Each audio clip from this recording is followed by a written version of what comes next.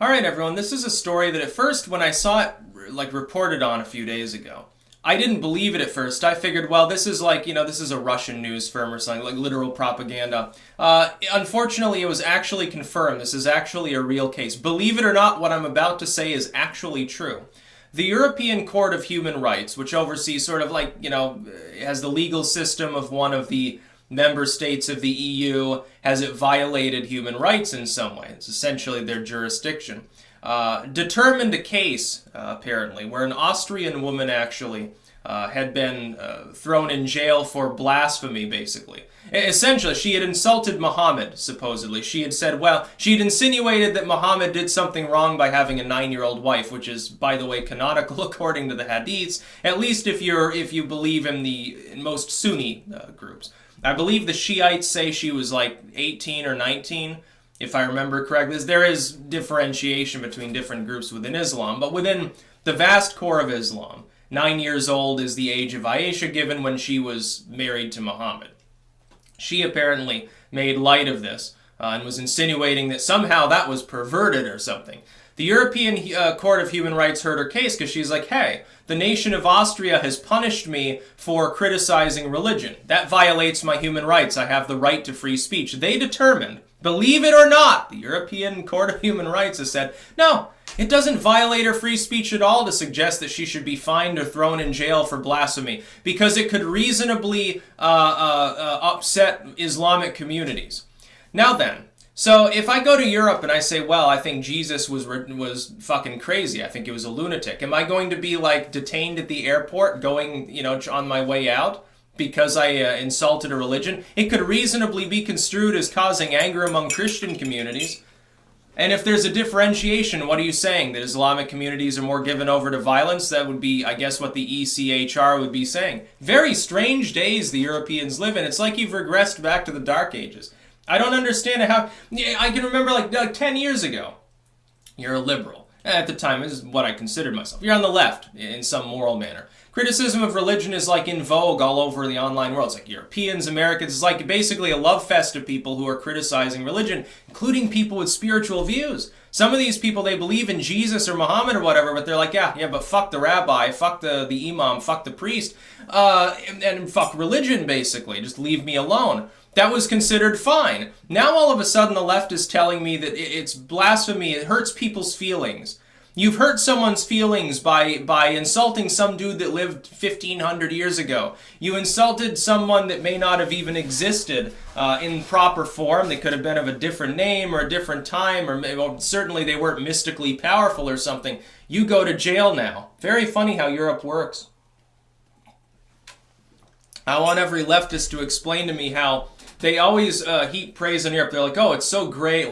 There are fewer guns and there are more taxes to pay for welfare and shit. We should be more like Europe. Explain to me how you want to be more like this. Explain to me how you want to have fucking blasphemy laws. And again, there are people here in the United States that actively fight against this. And they get called tinfoil hatters by people that are on the left. And I'm saying there is a precedent for civilized, first world, supposedly advanced, supposedly enlightened, supposedly free people over in Europe getting punished under what amount to modern-day blasphemy laws, especially with regards to criticism of the Islamic religion, or the Sunni component of it usually. There are people that are abused over there because of this. If it can happen there, is there any logical reason why our system is so wonderfully special that it couldn't happen over here?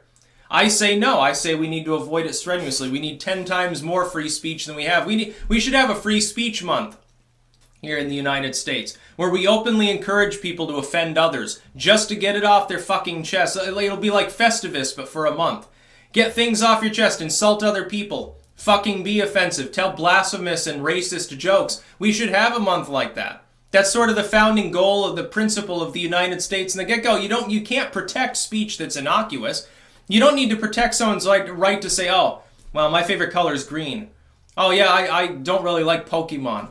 Oh, yeah, pumpkin pie is better than apple pie. Okay, that's innocuous speech. Nobody gives a fuck. You can have a debate over apple versus pumpkin pie. Nobody stabs the other person because they don't like apples enough. Never happens. But to protect blasphemy of religion, satire, especially of a political or socio-political nature, criticism of politicians, criticism of celebrities, mockery of these people, satire in the sense of making up, what equates to fake news, literally satirizing current events, which now is considered a form of propaganda. It's like, yeah, The Onion is a Russian propaganda outlet. That's what they want you to believe. They're trying to piss away the First Amendment. We've got to stand against it more. That's why we need alt tech.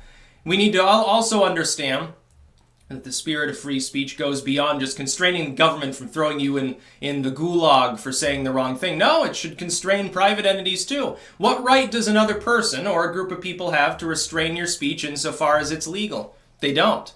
That's the spirit of free speech, not the First Amendment, the spirit that led to the First Amendment. The First Amendment is a symptom.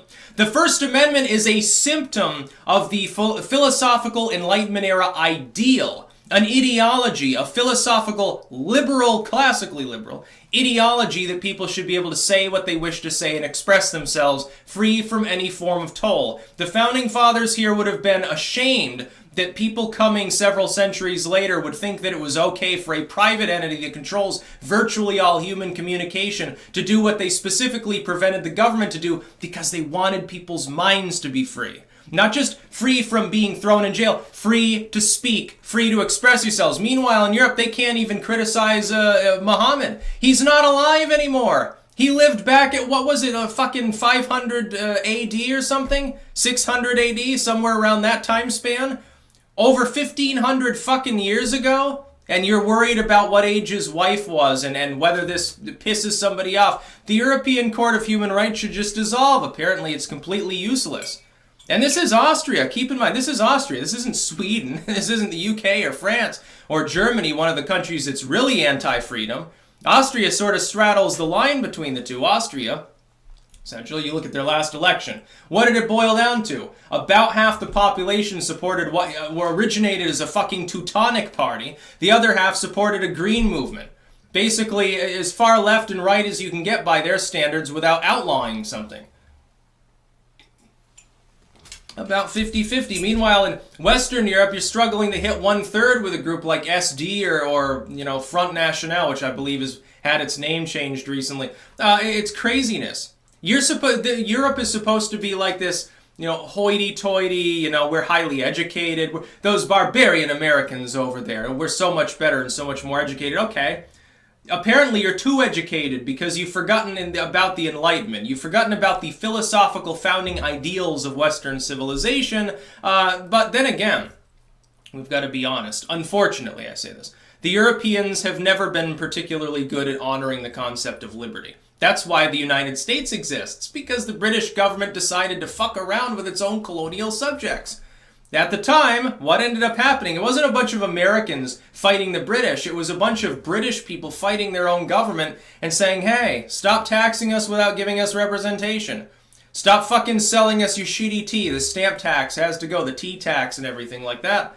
And then they tried to disarm some groups that had stockpiled because, rightfully, they weren't just afraid of the British regulars, they were also afraid of bandits and Native Americans at the time, and raiders and pirates and shit like that. British come along trying to take their then modern military-style firearms. They said no and ended up shooting at each other. And the rest is history. The United States specifically exists because of resistance to European-style censorship and taxation. And yet there are people here that are suicidal enough to want to adopt the same failed methodology that Europe has used for centuries. Yeah, no thanks. I'd rather not live in the Dark Ages. I think I'd like to live in the light of modernity. I like being able to say what I want to say. It's a wonderful thing. If Article 13 is passed, I hope that YouTube makes good on its promise to shut out all the Europeans, kick them off the site entirely and don't let them access it. Say, no, we're not paying your tax at all. We're just going to block you all out. Fuck off. Build your own YouTube if you can.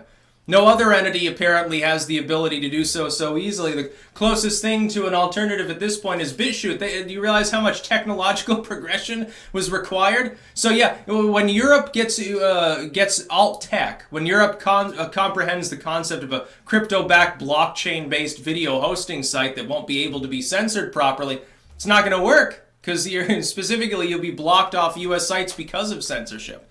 Yeah, enjoy. You'll be able to use Facebook. Mark Zuckerberg is more than willing to censor everyone now that he makes his money selling user data. So keep using, or fucking Instagram, which, by the way, today had a problem. They kicked off a Milo Yiannopoulos post, which was clearly satirical. He was making a joke, a bad taste sort of dark humor joke about the mail bombings, and he's like, well, I'm upset because the bombs didn't go off. That's the kind of dark humor people were making. Like, remember when that idiot threw the grenade at George W., like in 2002, but he didn't take the pin off? He's like, whoops, yeah, sorry about that. I don't know how to lob a grenade. And people were making dark humor. They were like, oh, well, I wish he had been smart enough to remove the pin. And things like that. It's dark humor. It's not meant to be taken seriously. It's sort of a political chuckle. But they decided to remove the post, even though it's satirical. And originally, they refused to remove it. They're like, no, it doesn't violate our TOS. Then they buckled. You watch, they'll probably try to deperson Milo now from a bunch of websites. They'll use that as an excuse. They'll try to deperson him. Almost guaranteed. He is the logical next one in line after InfoWars. That's about all. Peace out.